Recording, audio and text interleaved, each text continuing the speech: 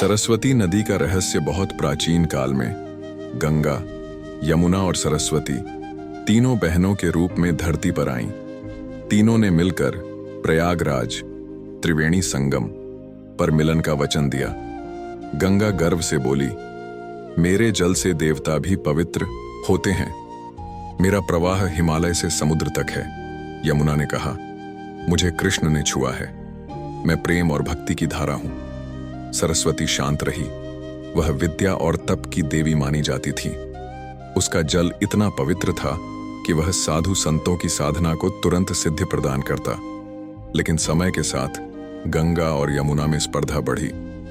दोनों ने सोचा, सरस्वती हमारी महिमा को ढक न ले, उसका तेज कम होना चाहिए। एक दिन संगम पर विवाद बढ़ गया। सरस्वती ने दुखी होकर कहा, हे भगवान, यदि मेरी बहनें मुझसे ईर्ष्या करती हैं तो मैं प्रकट होकर नहीं, अदृश्य रूप में ही रहूंगी। केवल योगी और ज्ञानी ही मुझे जान पाएंगे। तब एक आकाशवाणी हुई, हे सरस्वती, तुम्हारा नाम अमर रहेगा।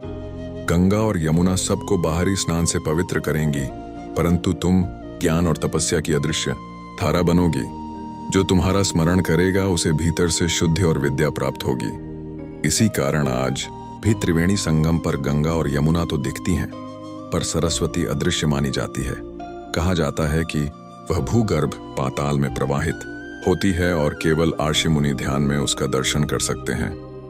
मूल संदेश, सच्ची विद्या और पवित्रता दिखाई नहीं देती, वह भीतर बहती है।